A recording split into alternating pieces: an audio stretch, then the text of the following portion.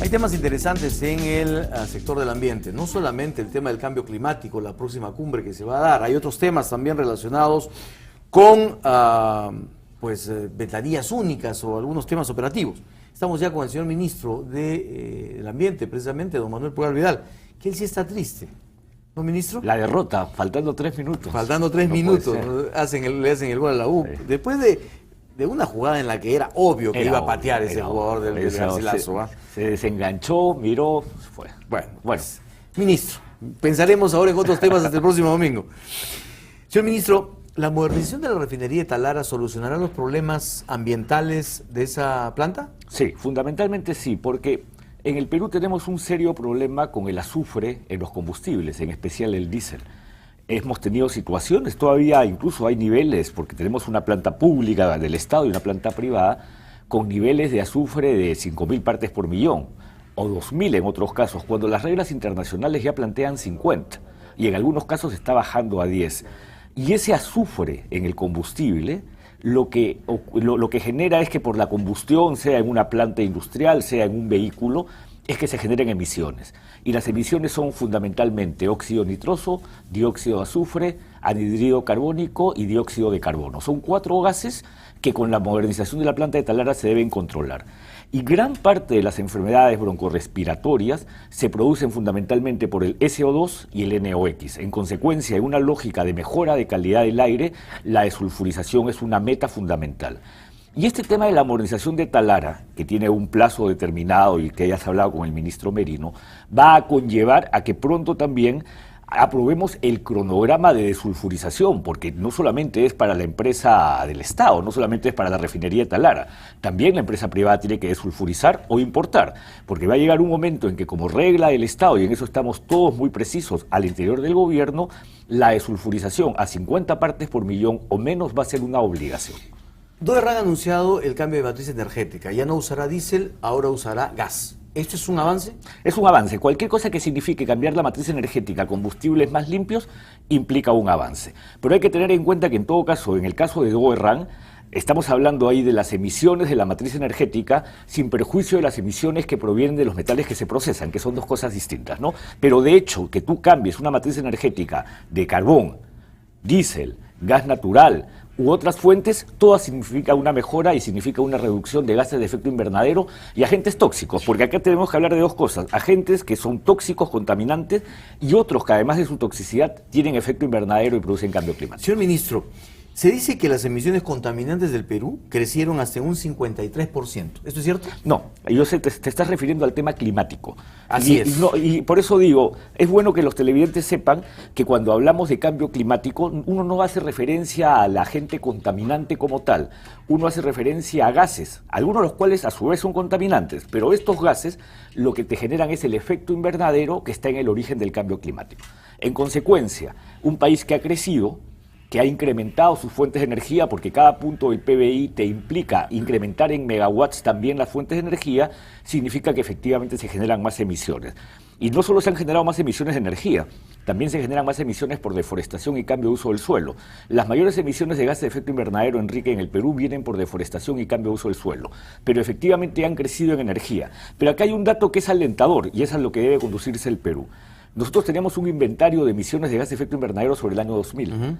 Ese es actualizado el año 2009. Y lo que muestra esta actualización es que hay una pequeña brecha entre el crecimiento y las emisiones de carbono, que es hacia donde deben orientarse los países, seguir creciendo, pero las emisiones de gases de efecto invernadero disminuir. Eso se logra con tecnologías más limpias, eso se logra con modernización, como la planta de Talara va a ayudar, eso se logra utilizando energías renovables no convencionales, eso se logra utilizando sistemas de transporte público masivo, entre otras muchas medidas que debe adoptar un país, y obviamente para el caso peruano controlando la deforestación y que se esté cambiando el uso del suelo, del bosque, para convertirlo en chacras. Eso es una de las metas que tenemos. Ministro, ¿qué logros concretos, avances ha tenido este gobierno últimamente en el tema de la minería ilegal? Yo creo que significativos, Enrique, porque... ¿Puntuales? Sí, puntuales, muy puntuales. Primero, que la interdicción se está dando a nivel nacional. los niveles de interdicción que estuvieron muy enfocados en el pasado en Madre de Dios, ahora se han hecho en Puno, se han hecho en el Putumayo, se han hecho en el Guayaga, se han hecho en la zona de Huánuco, en muchas zonas, y hemos disminuido significativamente la cantidad de dragas y equipamiento y haciendo más difícil que se ingrese nuevo equipamiento a esta zona. Les estamos haciendo más complicada la tarea. Uno. Segundo, ahora estamos con inteligencia financiera haciendo seguimiento a las mafias, justamente para una vez tener articulado toda la investigación, poder iniciar procesos judiciales que espero puedan llevar a la prisión a más de uno. Tercero, lo que tenemos ahora son las rutas fiscales, que se han establecido 17 rutas fiscales a nivel nacional para el control de los insumos químicos, para el control de los combustibles. Pronto se va a dictar esta regla que fue anunciada por el general en retiro Urresti, que es el que está a cargo de la interdicción, señalando que se van a establecer cuotas para combustibles en Madre de Dios. Cuarto, la formalización va caminando con todos sus problemas, pero va caminando. ¿Termina el 2014? Termina el 2014 con los que estén formalizados, definitivamente. Sí o sí. ¿No? Así o no sí. habrá ampliación. No habrá ampliación, eso lo he señalado en más de una oportunidad. Abril de 2014. Abril de 2014, así. Perfecto. Y tendremos gente formalizada y definitivamente creo que lo que estamos haciendo bien, Enrique, es que estamos achicando, como te lo había dicho en más de una oportunidad, estamos tratando justamente de aquellos elementos colaterales que dinamizan la actividad, con el fin que no ingresen nuevos operadores a la misma. Señor ministro, en abril se tiene previsto que funcione el SENACE. Así es. ¿No es cierto? Sí. Ventanilla única antes. para aprobar los estudios de impacto ambiental. Sí. Perfecto. ¿Ya tiene responsable de jefe SENACE? El SENACE ya designamos a la persona, la resolución suprema debe salir esta semana. ¿Quién es? No lo puedo señalar Pero hasta que no pues, lo firme, pues, que no lo firme el presidente de la ¿Pero por qué no nos República. da la primicia, pues, no, pero yo creo que ministro? va a ser una persona que va a ser, van a ver que es una persona con mucha experiencia y que va a aportar mucho al SENACE. ¿Profesional de qué área? Es una profesional con experiencia. ¿Mujer? Sí, mujer, ¿Ya? ¿no? Ya lo señalé, viene del mundo del derecho, pero con especialidad también en temas económicos, que tiene mucha experiencia en el sector privado, también en gestión pública. Muy bien. Pero, ¿cuáles serán los avances o cuáles son los avances para la implementación de esta ventanilla única? Varios, porque lo que estamos haciendo, Enrique, es que mientras hemos estado en este proceso de selección de jefe de SENACE más la redacción de sus instrumentos de gestión, lo que a su vez hemos hecho es todo un análisis de cómo funcionan los estudios de impacto ambiental de manera sectorial, cuál es la demanda, cómo se proyecta el futuro con un país que sigue creciendo y en consecuencia lo que estamos estableciendo ya, y eso se lo vamos a entregar a esta jefa de SENACE una vez que sea designada. ¿A la doctora? Son una propuesta, ya saldrá la resolución y la verdad, lo que le vamos a entregarles es la propuesta de cómo debe operar una ventanilla única. ¿Cómo la vemos? Nosotros vemos una ventanilla única que no solamente opera la aprobación de los estudios de impacto ambiental detallados, que es el mandato de la ley. O sea, todos los estudios de impacto ambiental van a entrar ahí, ya no entrarán a los ministerios. Detallados, así es, Ya. progresivamente, como dice la ley, ¿ya? Ya. Justamente esa es la tarea que se viene. Pero no solamente es nuestra expectativa que sean esos estudios, sino que por la confianza que genera la institución y la ventanilla única como mecanismo idóneo para hacer una buena revisión en plazos apropiados, lo que queremos es que se vayan suscribiendo convenios para que otras autorizaciones que hoy día son sectoriales también vengan al SENACE, que es como funciona en otros países de América Latina, en donde aún cuando está bajo la autoridad ambiental, la ANLA en Colombia o el SEA en Chile, también pasan por ellos algunas otras autorizaciones de otros sectores, porque finalmente hay convenios en ese sentido. Los estudios, la consulta previa. El ministro de Energía y Minas ha dicho que él va a empezar por petróleo, pero que usted está procurando otras con el Ministerio de Cultura. No tengo acá la información, pero la vez pasada señalé que hay 5 o 6 consultas previas en camino. Hay consultas previas vinculadas a áreas de conservación regional, hay consultas previas en camino vinculadas al tema de petróleo, hay consultas previas vinculadas a políticas de salud intercultural, hay consulta previa en una de educación ¿Cuántos multilingüe? prevé usted hacer el 2014 en su sector? La verdad es que la consulta previa está a cargo directamente del Ministerio de Cultura. Claro, ¿no? Interculturalidad. Nosotros, en función a que haya una iniciativa legislativa o una medida administrativa que pueda afectar, tenemos que hacer consulta. O sea, lo que te quiero decir no es que uno calcula cuántas consultas tienes que hacer. Si tú como ministerio, como sector, vas a adoptar una medida administrativa que bajo las reglas que tiene la consulta estimas que puede afectar un derecho indígena, derecho de los pueblos indígenas, tienes que someterlo a consulta. En consecuencia, lo que nosotros tenemos es el patrón de que se somete a consulta. Pero uno entonces, en función a eso, sabe que cada medida administrativa o iniciativa legislativa que pueda afectar estos derechos indígenas debe ser sometida a la consulta. Van a ser hechas en pleno proceso electoral. Sí, es que regional y municipal. Yo insistiré en que la No hay consulta problema. va a funcionar. La consulta No hay va a problema. funcionar. O sea, nosotros nos hemos metido este tema de la consulta como país, como gobierno, con mucho respaldo ciudadano y estamos, obviamente, siempre hay una curva de aprendizaje, pero la consulta nos va a generar entendimientos. Ministro, en CADE los empresarios señalaron que el Estado tiene fondos para remediar los pasivos ambientales. Sin embargo, dijeron que estos no los estaban usando. ¿Los van a usar? ¿Por qué no los usan? A ver, yo no sé a qué fondos específicos se refieren, porque lo que ocurre con los pasivos ambientales, Enrique... Activos mineros, ¿no? Sí, bueno, pero Activos Mineros es una empresa que tampoco tiene el capital para tratar todos los pasivos ambientales, y además ten en cuenta algo, los pasivos ambientales son residuos que se han generado por una actividad que ya cesó y que generan riesgo a la salud o al ambiente. Eso es un pasivo ambiental. Cuando tú identificas estos residuos que generan riesgos, puedes tener dos situaciones. Una, que el titular es identificable, u otras en donde el titular no lo puedes identificar. Cuando el titular es identificable, la obligación de remediar el pasivo es de ese titular. Sí, pero aunque el en titular cada de ya los cesó, empresarios ¿no? hablaron de huérfanos. Correcto. Y que eran responsabilidad del Estado. Vamos al tema de los huérfanos. Si en el caso de los huérfanos son numerosos, porque estamos hablando de muchas décadas, siglos de actividad minera en el Perú, en cuyo caso lo que plantea la ley y su reglamento son distintas formas y alternativas para ser tratados. ¿Qué cosa es lo que hace el gobierno? Priorizar a aquellos que están en un nivel mayor de riesgo a la salud o al ambiente. Y esos son los que se tratan. Así han sido tratados pasivos ambientales en Cajamarca y así han sido tratados otros en Ancash.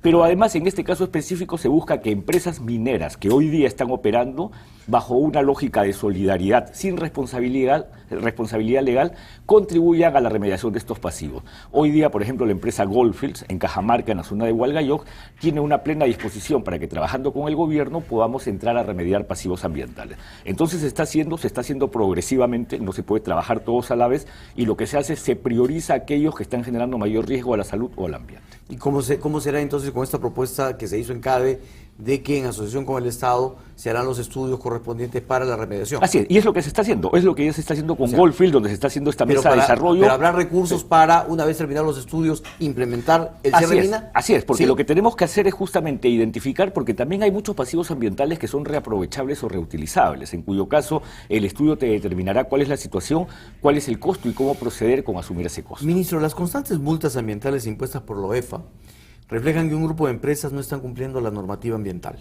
¿Su despacho evalúa elevar los montos de multas o aplicar otras medidas más represivas? No, el monto de multas está establecido ya en la ley, se modificó en la ley 30.011 no al inicio del año pasado, eso no se va a tocar. ¿Habrá otras medidas? No, siempre hay otras medidas, hay las medidas correctivas, hay las medidas cautelares, todo eso está en el marco de la ley. Y esto me lleva probablemente a un tema que ha sido muy levantado por los medios, esto de la laguna Chanchococha. El caso de la laguna, ¿no? de Petróleo. Donde es obvio que este es un caso de contaminación comprobada, y además del inicio de un plan de remediación por parte de la empresa sin la autorización del Estado para proceder en ese sentido.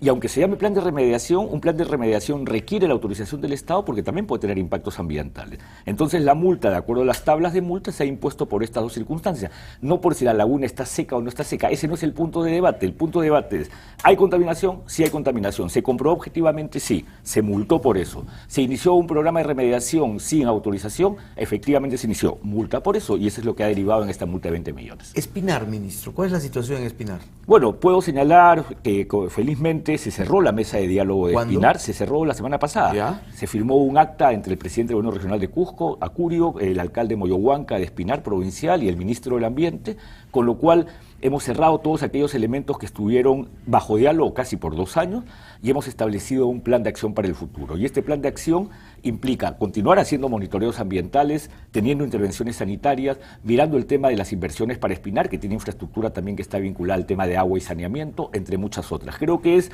un modelo de intervención en donde, como tú sabes, nosotros llegamos, levantamos la información con la gente de Espinar, devolvimos esta información y al devolver esta información generamos la confianza que ha permitido cerrar esta mesa de diálogo. Señor ministro, ¿hará usted una cumbre el año pasado? ¿Tendrá El la próximo responsabilidad, perdón, el próximo año tendrá la responsabilidad de llevar adelante una cumbre? Así es. ¿De qué se trata? A ver, la conferencia de las partes del Convenio Marco de Naciones Unidas sobre el Cambio Climático se celebra anualmente. Y en Lima, el diciembre de 2014, del 1 al 12, se celebrará la COP20, Conferencia de las Partes número 20. Esta no es una conferencia de las que habitualmente se desarrolla en un país como el Perú.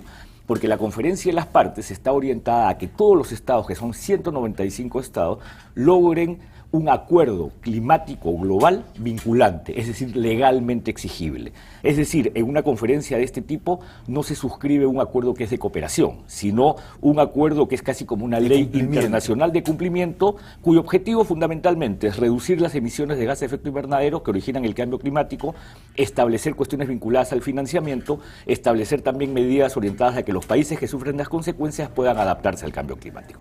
¿Qué ocurre? Después del fracaso de Copenhague el año 2009, 2 años después, en Durban, se dispuso que el mundo debe orientarse a suscribir este nuevo acuerdo el año 2015. Eso será en París, 2015, COP21.